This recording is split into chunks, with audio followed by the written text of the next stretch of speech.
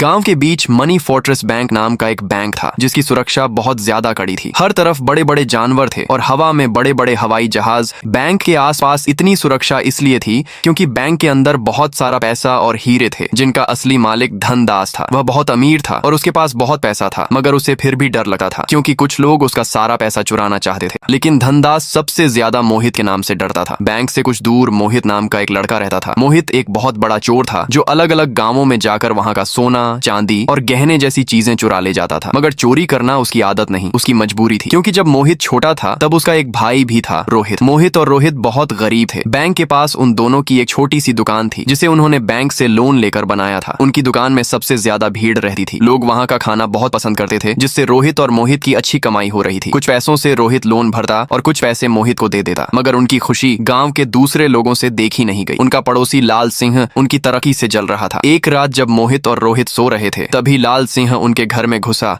और उनके खाने की सामग्री में जहरीला पदार्थ मिला दिया और हंसकर बोला, अब देखता हूँ ये लोग इतने पैसे कैसे कमाते हैं। अगले दिन उनकी दुकान में उतनी ही भीड़ थी। लोग मजे से खाना खा रहे थे, मगर तभी कुछ लोग बेहोश हो गए। पूरा गांव हैरान हो गया। तभी लाल सिंह वहां आया और जोर जोर से चिल्लाने लगा, देखो देखो, रोहित और मोहित ने कितने लोगों को मार दिया। गांव के सभी लोग गुस्से से पागल हो गए। पुलिस आई और मोहित और रोहित को ले गई। दोनों कुछ दिन जेल में बंद रहे। जब वापस आए तो देखा कि बैंक वाले उनकी दुकान तोड़ रहे थे। रोहित बोला, सर मेरी दुकान क्यों तोड़ रहे हो? धनदास बोला, क्योंकि तुमने लोन नहीं भरा। रोहित और मोहित बस देखते रह गए। उस रात रोहित घर में सो रहा था। उसे बार बार गांव वालों की गालियां याद आ रही थीं। आखिर में परेशान होकर उसने जहर खाकर अपनी जान दे दी। रोहित की मौत का कारण मोहित गांव वालों और बैंक वालों को मानता था, इसीलिए वह उस बैंक के सारे पैसे चुराकर धनदास को बर्बाद कर देना चाहता था। एक रात मोहित अपने कुछ बहुत जबरदस्त साथियों के साथ बैंक पहुंचा। बैंक में हर जगह कड़ी सुरक्षा थी। उन्होंने सुरक्षा के हर सिस्टम को पार कर लिया। आखिरकार मोहित बैंक के सबसे बड़े खजाने तक पहुंच गया। जैसे ही उसने तिजोरी खोली, उसके सामने बहुत सारे पैसे थे